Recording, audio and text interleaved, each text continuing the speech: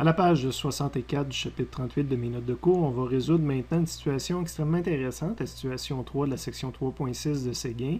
Intéressante parce qu'on retrouve une branche sans résistance, ce qui nous permet d'expliquer quel est l'effet d'un court-circuit dans un montage. On va commencer par arrêter la vidéo, aller lire la page 258 et surtout regarder le circuit qu'on a à résoudre. Et on va le redessiner, le circuit, là, selon la méthode qu'on utilise pour résoudre nos problèmes de résistance équivalente. Donc, je pars de la pile, la grande barre, et je regarde le courant qui va partir de là, dans quoi il va passer. Bien, initialement, très simple, il passe dans la résistance R1. Mais regardez le schéma, après la résistance R1, il y a deux chemins possibles au courant pour revenir à la pile. Et le premier chemin, bien, il passe par rien, puis il revient directement à la pile. Donc, c'est mes deux choix, mais le premier choix, je reviens directement à la pile.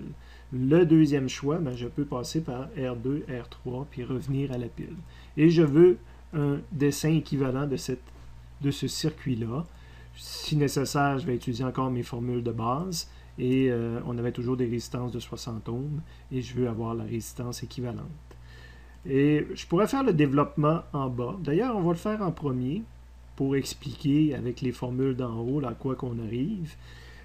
Donc, j'ai redessiné R1 ici. J'ai mon court-circuit ici. C'est un fil. Je pourrais le voir comme un fil qui possède une certaine résistance. Donc, pour le résoudre, là, je vais le remplacer par une résistance, la résistance du court-circuit qu'on appelle justement. Et de l'autre côté, j'ai mon R2, R3. Mais cette résistance du court-circuit-là, elle est extrêmement faible, sinon égale à 0. Pratiquement égal à 0 dans la plupart des cas. Mais je vais quand même le voir comme une résistance, puis voir quel effet que ça a dans mes... une résistance nulle, puis voir quel effet que ça a dans mes formules qu'on a en haut. Donc, je redessine R1. Je ne peux pas régler le parallèle immédiatement parce qu'il y a du série à l'intérieur, donc je règle le série en premier. Je vais mettre 2, 3 en série, avec RCC de l'autre côté, donc que je n'ai pas pu régler. Et 2, 3 se calcule en faisant l'addition de 2 plus 3. Donc... ici, j'ai pas mis les chiffres, là, j'aurais dû, mais c'est 60 plus 60, ça devient l'équivalent d'une 120 ohms. Et maintenant, ben, je peux résoudre ce parallèle-là, qui n'a pas de série à l'intérieur.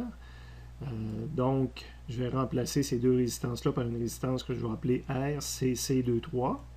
RCC23.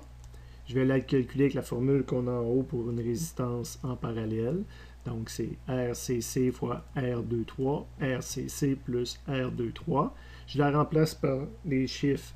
Donc, j'ai 0 fois le 120 volts que je n'ai pas calculé ici, divisé par 0 plus 120 volts. Mais 0 fois n'importe quoi, c'est pour ça que je ne l'ai pas calculé. 0 fois n'importe quoi va donner 0.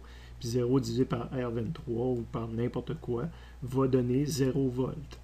Donc, on voit que le RCC qui est ici vaut 0 volts. Donc, il n'y a aucune...